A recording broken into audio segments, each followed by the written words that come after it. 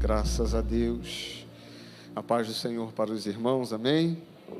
Convido os irmãos que se coloquem de pé, por gentileza. Abra sua Bíblia no livro dos Salmos, número 126.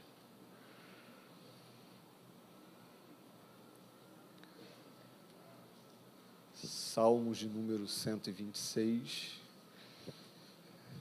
texto bastante conhecido.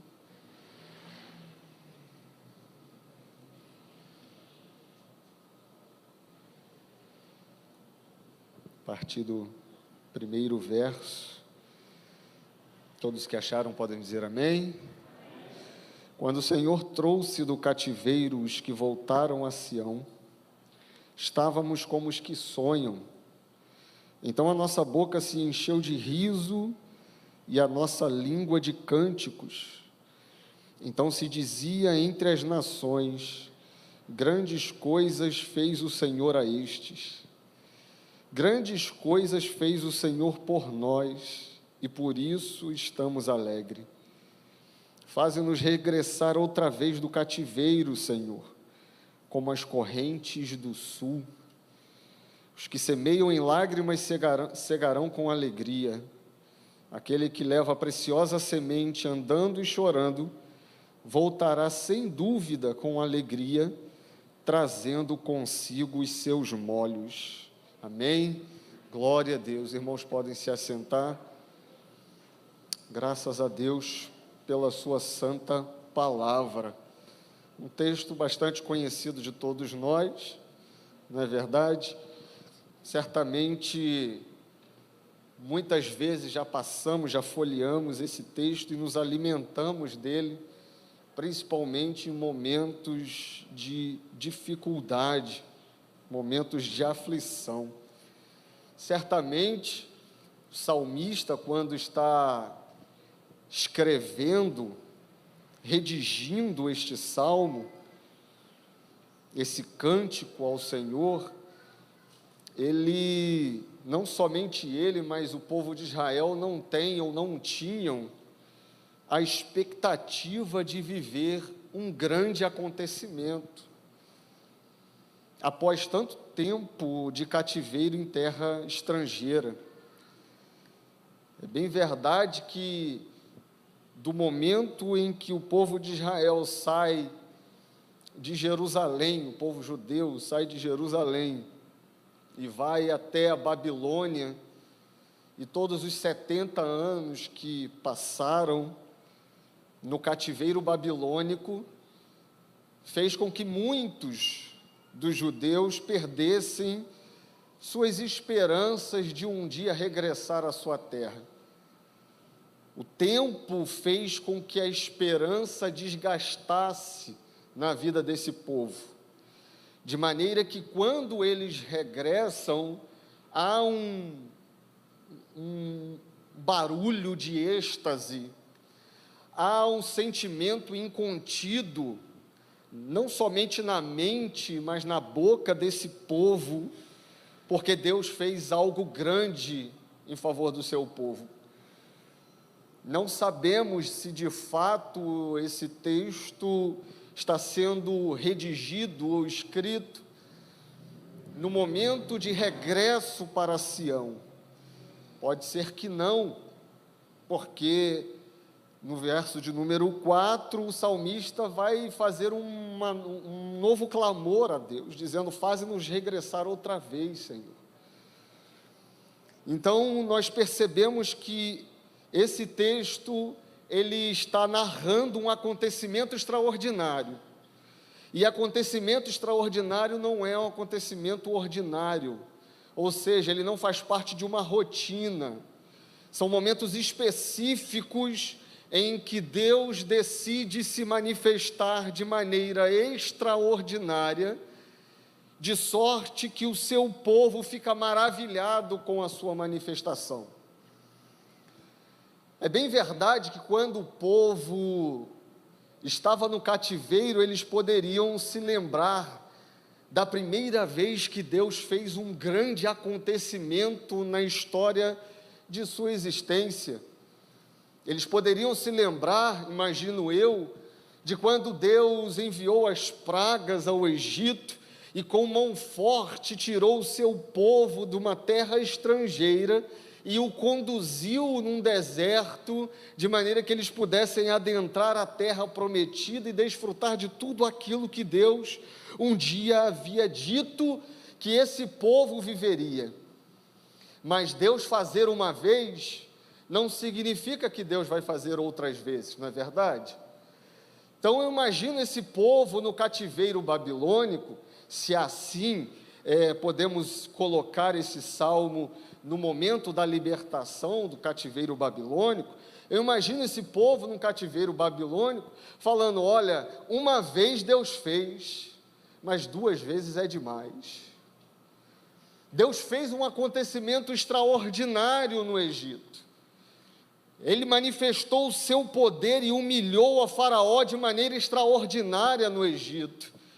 Mas daí Deus fazer duas vezes, aí é demais. Tem muita gente que associa o agir de Deus a uma manifestação de sorte, né? Acontece uma vez na vida, né? E outra nunca mais. Tem gente que, depositando suas esperanças, né, nos jogos de azar, eles dizem: não, quando eu ganhar, eu quero ganhar a Mega Sena, não quero ganhar aqui na quadra, não sei mais o que é o nome, né? Porque a sorte vem uma vez na vida. Muita gente associa o agir de Deus a um acontecimento que não tem relação nenhuma com uma mente inteligente e soberana que trabalha em favor daquele que nele espera. E por isso eu quero te dizer nessa noite, se Deus fez uma vez algum acontecimento grandioso em favor da sua vida, Ele pode fazer de novo. Se Deus já se manifestou de maneira gloriosa na sua vida, mudando algum cenário da sua existência, Ele pode manifestar de novo. Deus não derrama o seu poder uma vez na sua vida e depois você fica jogado à sorte.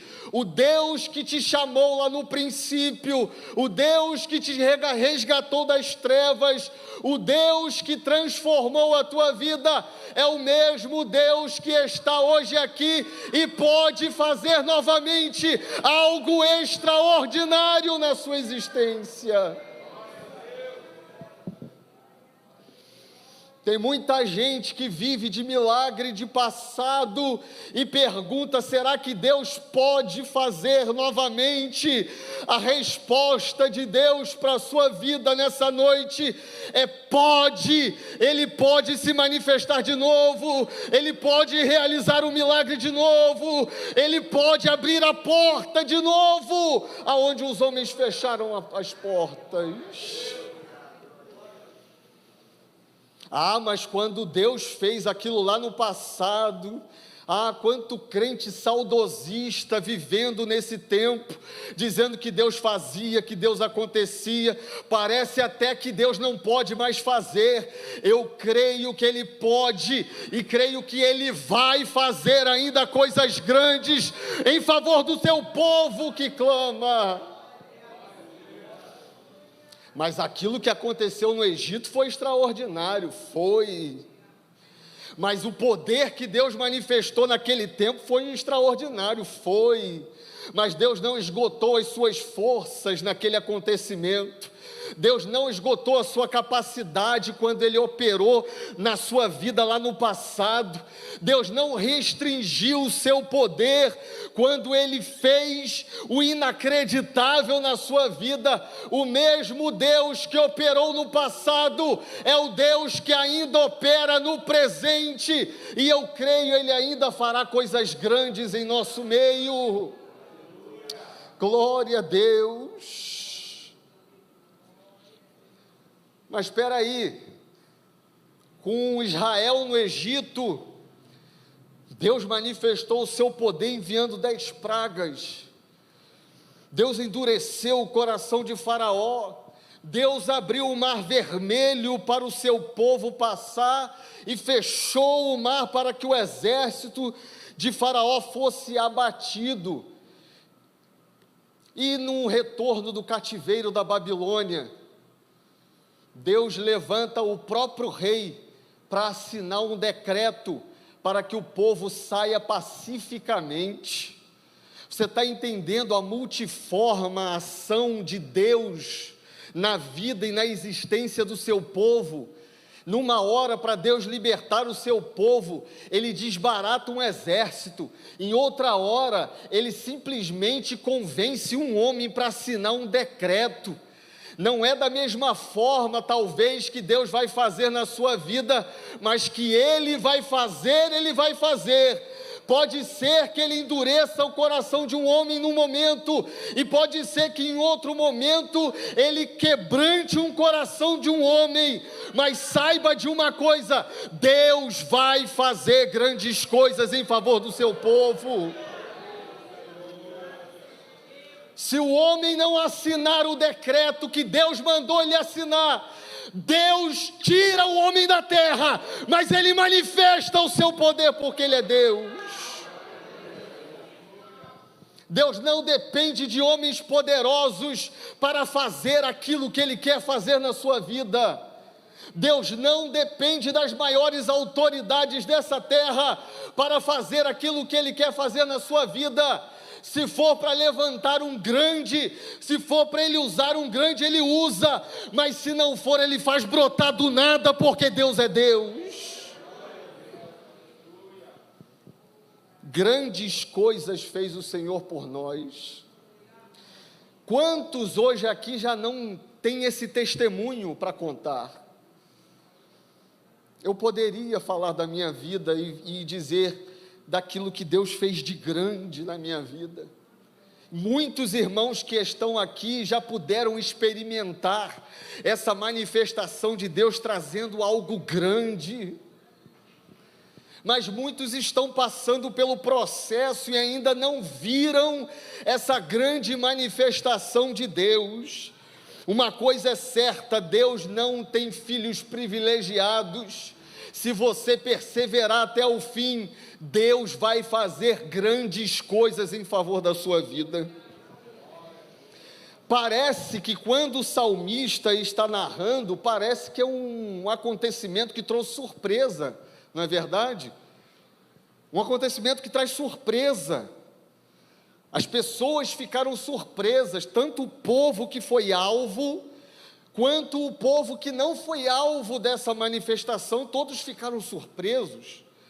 Percebemos que o Salmo é uma manifestação dos sentimentos do homem em relação a Deus, ou da reação dos sentimentos do homem quando Deus faz algo. Por isso nós vamos ver diversas expressões nos Salmos que manifestam o íntimo da experiência humana em relação àquilo que Deus está fazendo dentro dele ou através da vida dele. E nesse momento, quando nós lemos os Salmos, vai dizer: grandes coisas fez o Senhor a estes. De fato, grandes coisas fez o Senhor por nós, e por isso estamos alegres. Perceba uma manifestação de alegria e de surpresa diante daquilo que Deus fez.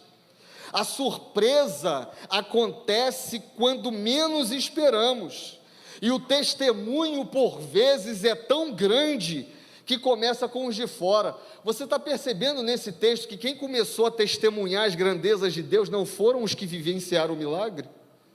Você está percebendo que nesse texto, enquanto o povo está tentando entender o que Deus está fazendo, o povo de Deus, aqueles que são de fora estão olhando, falando assim: grandes coisas fez o Senhor. Enquanto quem está dentro da manifestação do milagre está tentando racionalizar a manifestação de Deus, quem está do lado de fora pode ser infiel, pode ser ímpio, pode ser incrédulo, pode ser perverso. Ele já está olhando e está olhando para a sua vida e está dizendo: grandes coisas Deus fez a estes. Eu quero declarar na autoridade do nome de Jesus, o teu testemunho será tão grande, que vai começar por aqueles que são de fora, reconhecendo que há um Deus na terra, que se manifesta em favor dos seus.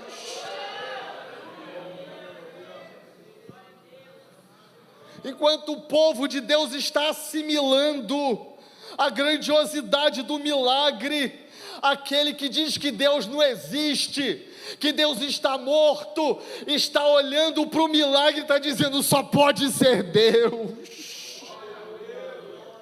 O médico não poderia fazer isso. Engrandecido, exaltado seja o nome de Jesus. O empresário não poderia fazer isso. O que está acontecendo no meio desse povo é tão grande que só pode ser obra de Deus. Você recebe essa palavra nessa noite. O que Deus vai fazer na sua vida vai ser tão grande, que até o infiel vai ter que reconhecer que há um Deus que trabalha em favor daqueles que nele esperam. Bendito seja o nome de Jesus. Deus está na casa, e Ele está avisando de antemão: se prepare, grandes coisas vão acontecer na sua vida e através da sua existência.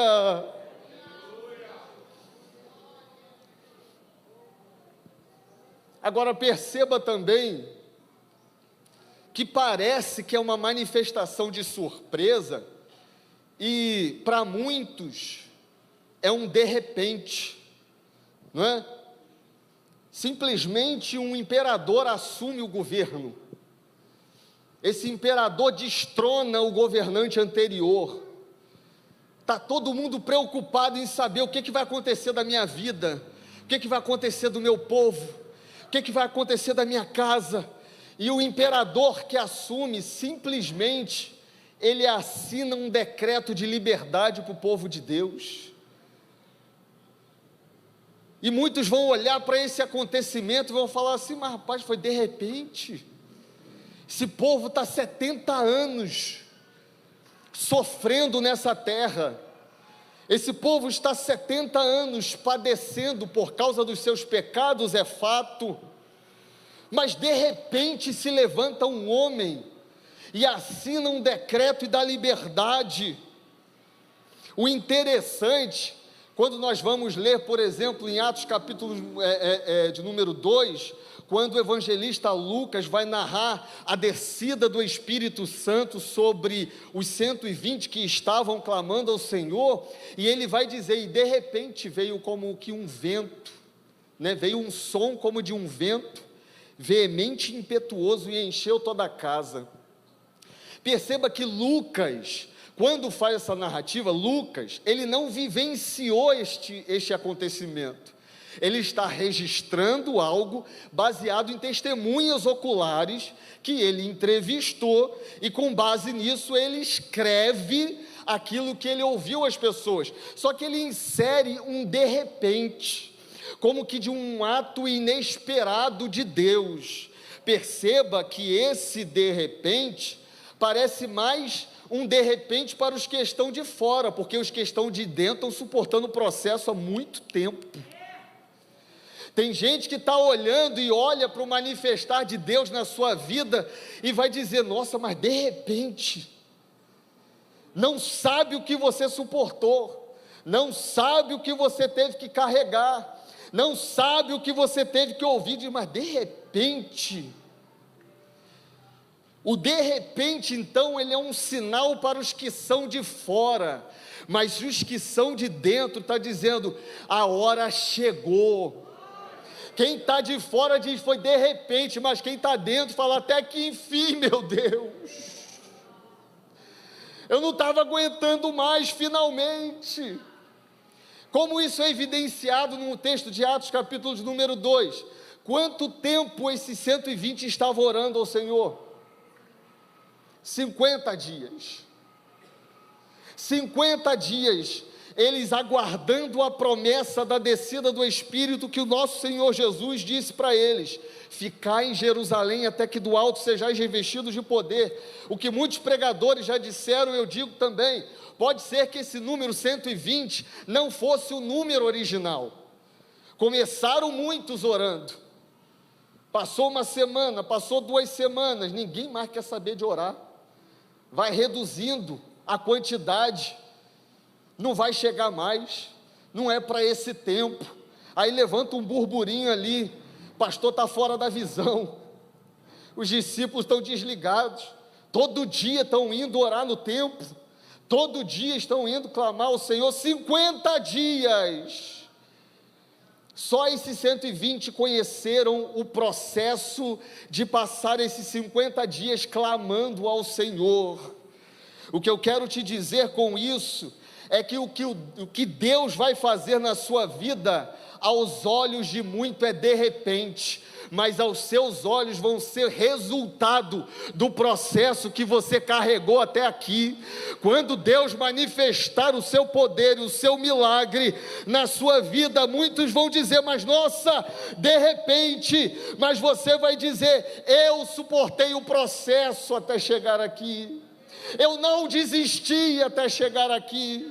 Tem muita gente querendo dar dias para Deus. Se o Senhor não fizer até esse dia, se o Senhor não fizer até esse mês, quem é você para determinar o tempo de Deus agir? Quando Ele fizer, vai ser na hora certa, no tempo certo e para a glória dEle. De repente, o estado de surpresa do povo nossa, parece que foi de repente. 70 anos cativos, sem uma terra para chamar de terra sua, fez esse povo suportar o processo até viver a grande manifestação de Deus. Só quem entende então de fato o tamanho do que Deus fez são os que suportaram o processo. Os últimos versículos, o último verso, de número 6, vai dizer: aquele que leva a preciosa semente andando e chorando, voltará sem dúvida com alegria, trazendo consigo os seus molhos. Tem muita gente semeando com lágrimas. Eu te convido nessa noite a continuar semeando, mas as lágrimas não cessaram. Semeia com lágrimas, porque se o processo de semeadura ainda não acabou, significa que Deus ainda não manifestou o que Ele há de manifestar na sua vida. O salmista vai deixar bem claro: quem semeia com lágrimas voltará sem dúvida. O que ele está apresentando aqui é uma realidade espiritual para o povo de Deus. Você ainda está semeando com lágrimas, é porque não chegou o tempo da colheita. Continua semeando. Por que você parou de semear no meio do processo? Por que você parou de plantar? Se não chegou o tempo da colheita, só pare de semear quando o primeiro fruto começar a brotar da terra. Só pare de clamar quando a resposta descer do céu sobre a sua vida. Não pare de semear enquanto a colheita não se manifestar na tua existência. Sem dúvida, o que Deus vai fazer na sua vida é sem dúvida. O que Deus vai manifestar na tua história é sem dúvida. O que Deus vai realizar na tua casa é sem dúvida, mas só é sem dúvida para quem semeia. Só é sem dúvida para quem não deixou de dia após dia lançar a tua semente na terra, dizendo: Deus, eu não sei como, Deus, eu não sei quando, Deus, eu não sei de que forma, mas uma coisa eu sei: vai chegar o dia da colheita. Bendito, engrandecido seja o nome de Jesus. O processo de semeadura é o processo onde Deus está gerando na sua vida grandes coisas. Você está entendendo? Você está entendendo por que muitas vezes pessoas te veem passando na rua e às vezes uma lágrima escorre no seu rosto e muitos não entendem o teu processo? Deus está gerando dentro de você as grandes coisas que Ele vai realizar. Não pare de semear enquanto a palavra do céu não for liberada sobre a sua vida. Bendito, engrandecido seja o nome de Jesus para todo sempre. Deus está gerando, eu posso pelos olhos da fé ver essa realidade. Deus está gerando grandes coisas na vida de servos e servas que chegaram aqui dizendo: Senhor, até quando eu vou semear na terra? A resposta de Deus você já recebeu: não pare de semear.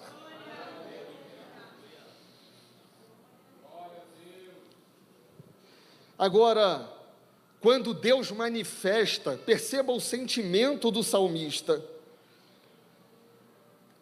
Quando o Senhor trouxe do cativeiro os que voltaram de Sião, estávamos como que sonham. Existem realidades que Deus manifesta a nós, ou que Ele manifestará a nós, que a gente vai ficar sem saber como reagir. Tamanho é aquilo que Deus está fazendo. Você está entendendo isso? Existem milagres que Deus está gerando, que quando Ele manifestar na sua vida, você não vai ter reação. O salmista vai dizer: nós estávamos como os que sonham. Ou seja, a realidade era tão extraordinária daquilo. Oh, Jesus! A realidade daquilo que ele estava vivendo era tão extraordinária que não havia raciocínio que acompanhasse, que a pessoa dissesse racionalmente: não, eu estou vivendo isso. Foi um acontecimento tão grandioso que o salmista está dizendo: eu estou sonhando. Está acontecendo algo tão extraordinário que eu não estou raciocinando. Meus irmãos, eu não estou dizendo palavras minhas, é a palavra de Deus para a sua vida. A reação é: estamos como os que sonham. O que vai acontecer eu não sei, mas aquilo que o olho não viu, que o ouvido não ouviu, que não penetrou em coração humano, são as coisas que o Senhor tem preparado para aqueles que o temem. Então a nossa boca se encheu de riso. Oh, glória! Glória a Deus! E a nossa língua de cântico. Então se dizia nas nações: grandes coisas fez o Senhor a estes. De fato, grandes coisas fez o Senhor por nós, e por isso estamos alegres. A resposta, a manifestação de Deus na vida do povo foi uma alegria incontida, e que foi a única reação que eles puderam manifestar, ou que eles puderam expor ao mundo, quando Deus se manifestou na vida deles. Quando a bênção de Deus alcança o seu povo, logo uma alegria incontida toma todo o seu ser, e esta alegria não é para fazer inveja naquele que não está recebendo, e esta alegria não é para trazer notoriedade a você, mas esta alegria é o sinal externo daquilo que Deus está gerando dentro de você. Grandes coisas o Senhor está fazendo, e a tua alegria é a manifestação para o mundo daquilo que grandes coisas Deus tem feito.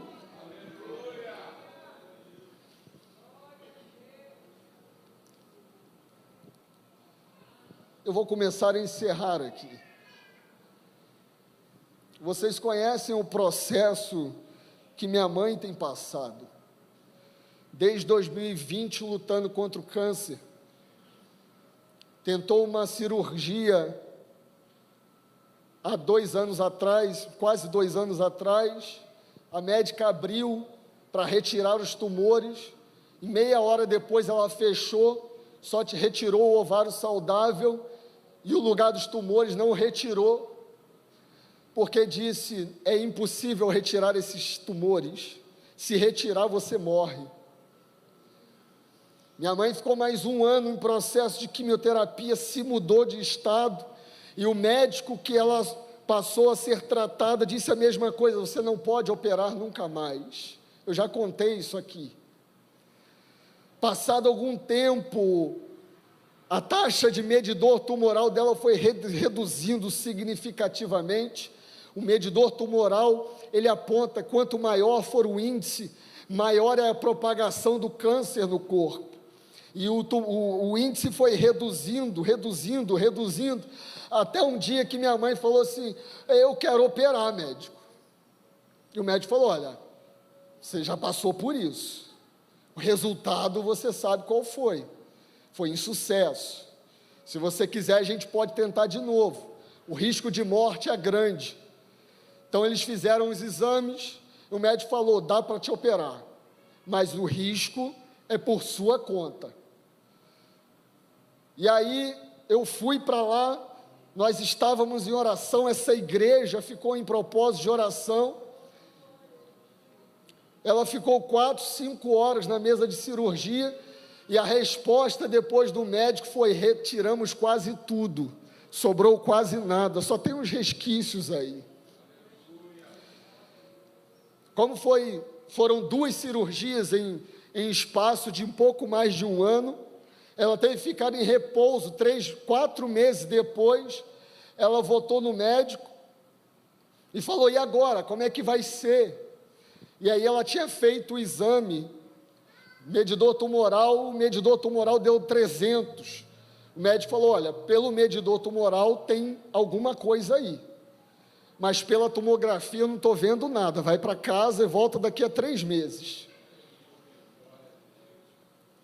No início desse mês, nessa semana, minha mãe foi pegar o resultado do medidor tumoral, e esse medidor que estava a 300, agora estava a 21.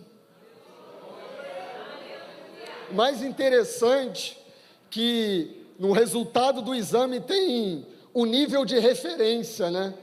Nós fazemos o exame de sangue e do lado tem o índice de referência. Qual é o índice normal para uma pessoa saudável? Abaixo de 35, ela está com 21. Ela foi no médico de novo, o médico falou, volta daqui a 3 meses, você não tem nada. Grandes coisas fez o Senhor por nós, por isso nós estamos alegres. O mesmo Deus que operou no passado é o Deus que está operando hoje aqui em Mantiqueira, e Ele está dizendo para você, não para de semear.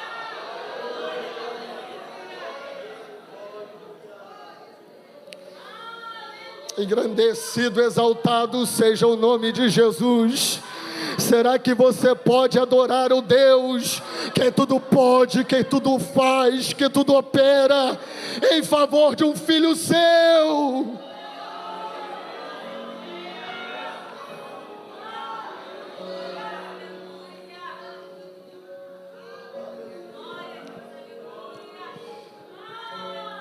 Só que o salmista, ele está diante de uma situação em que ele precisa novamente de uma intervenção de Deus.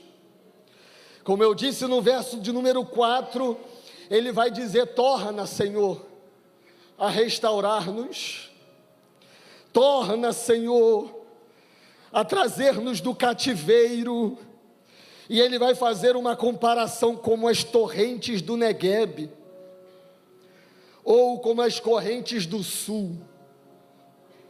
Quem pega o mapa de Israel, vai olhar uma série de rios.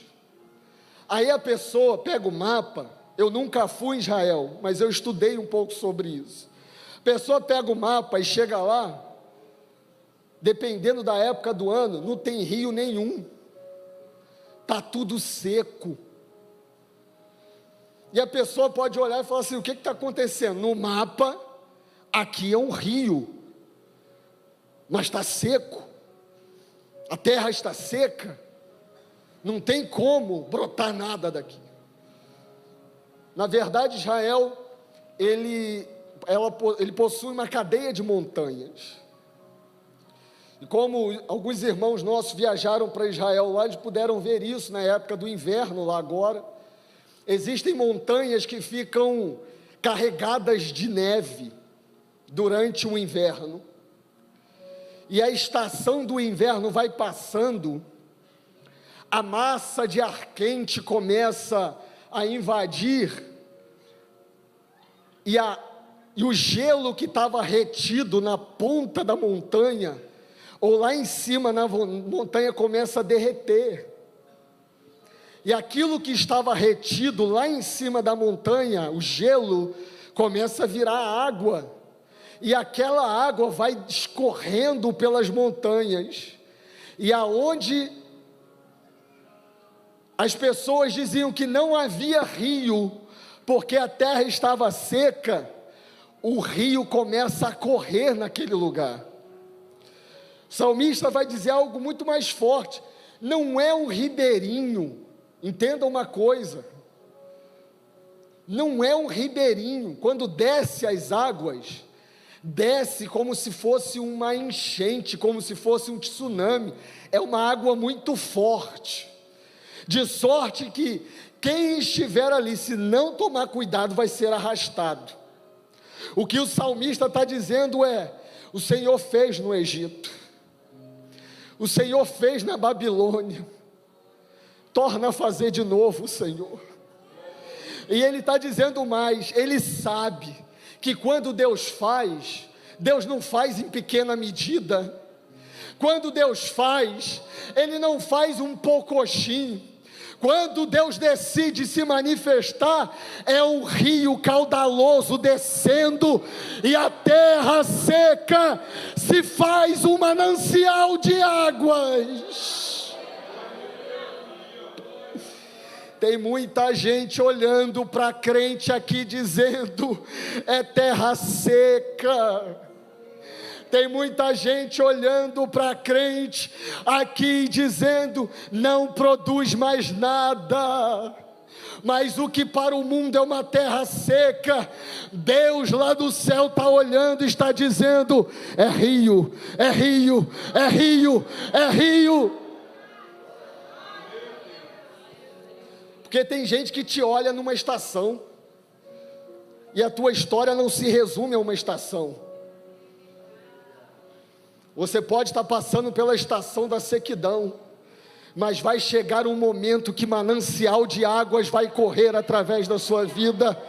O que eu quero te dizer, é que você pode estar andando como terra seca, você pode estar cantando como terra seca, você pode estar trabalhando como terra seca.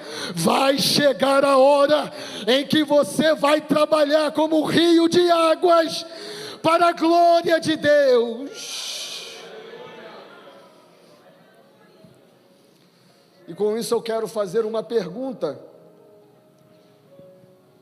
Pode ser porventura que você tenha entrado aqui e você ainda não tenha visto ou tido contato com Deus que faz grandes coisas. Eu quero te apresentar, e eu te apresentei o Deus que faz grandes coisas. Que nós pregamos aqui não foi conto da carochinha, não foi história para passar tempo, não foram mitos passados. Que nós pregamos aqui é de um Deus que faz hoje coisas grandes e firmes que ainda não sabes. Se você ainda não teve uma experiência com Deus que faz grandes coisas, eu te convido a vir aqui à frente e a tomar a sua decisão para Cristo. decidir entregar a sua vida a Cristo, entrega o teu caminho ao Senhor, confia nele e o mais tudo fará. Porventura, pode ser que você tenha entrado aqui como terra seca, se sentido improdutivo, infértil, incapaz de fazer algo relevante. Essa é a nossa realidade, mas você ainda não conhece a realidade de um Deus que pega o irrelevante e transforma em relevante, um Deus que pega o improdutivo e transforma em produtivo, um Deus que pega o incapaz e transforma em capaz. E aí muita gente pergunta: o que é que mudou? O que mudou foi o Deus que entrou na vida dele e mudou a sorte. Não deixe de tomar essa decisão para Cristo nessa noite. Glorificado e engrandecido é o nome de Jesus. Pode ser que você não tenha outra oportunidade. O dia aceitável é hoje. O dia propício é hoje. O dia chegou. Sabe, aquele dia que você falou: não, um dia eu volto, o dia é hoje. Esse dia já chegou. Não é amanhã nem depois de amanhã. Não é no dia do círculo de oração da semana que vem. É hoje. O dia que Deus marcou para você ser transformado por Ele. Se não houver, a oportunidade continua estendida e eu quero orar com a igreja. Senhor meu Deus e meu Pai, nós te damos graças, ó Deus, por tua graça e por tua presença em nosso meio nessa noite. Nós te damos graças, Senhor, porque tu és o dono desta igreja e o Senhor caminha no meio dela porque tu és o dono. Senhor, eu quero te pedir, Deus, fortalecimento na vida desse teu filho, dessa tua filha, que entrou por essas portas dizendo que não tinha mais força.